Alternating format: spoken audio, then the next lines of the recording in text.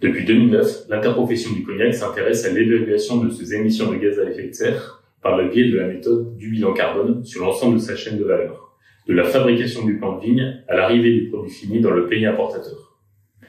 Pour aller plus loin dans l'analyse environnementale des itinéraires de production du cognac, les professionnels de la filière ont souhaité élargir le spectre de l'analyse monocritère, celle du carbone, à celle du multicritère par la méthode d'analyse du cycle de vie.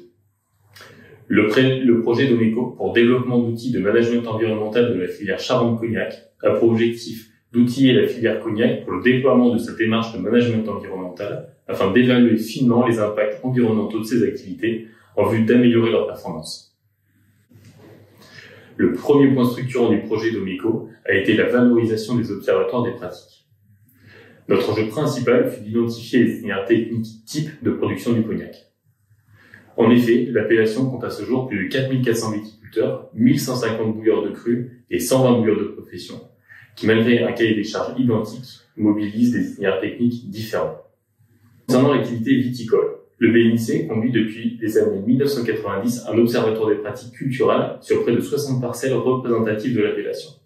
Cet observatoire nous a permis d'extraire les variables d'intérêt pour la modélisation par analyse du cycle de vie et donc d'analyser individuellement les 7 différents itinéraires techniques d'entretien du sol grâce à l'outil Vitelsier développé dans le cadre du projet avec l'expertise de l'École supérieure d'agronomie d'Angers.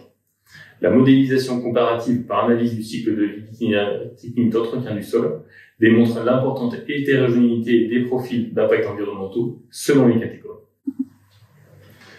Sur la base des modélisations précédemment évoquées, des ateliers d'éco-conception avec un groupe de professionnels de la filière ont été réalisés afin d'éprouver les outils et la méthode.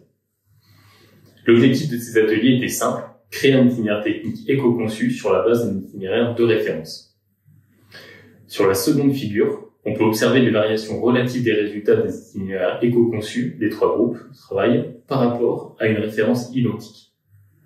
On peut observer que le groupe 1 obtient une réduction des impacts de son itinéraire par rapport à la référence de l'ordre de 38%, 22% pour le groupe 2 et 55% pour le groupe 3.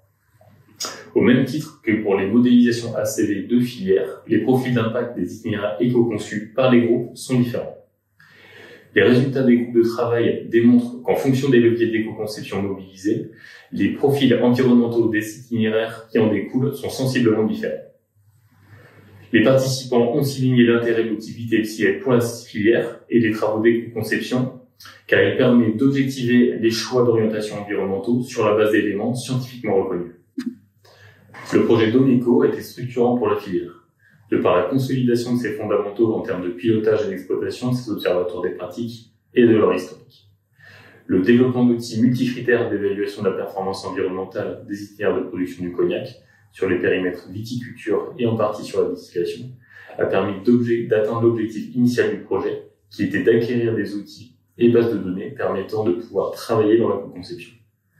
Dans la continuité de ce projet, les prochaines étapes sont de poursuivre l'amélioration de la performance des outils développés afin de modéliser plus finement la variation inter-itinéraire et d'objectiver les prises de décision de la filière en matière d'itinéraire de production performant.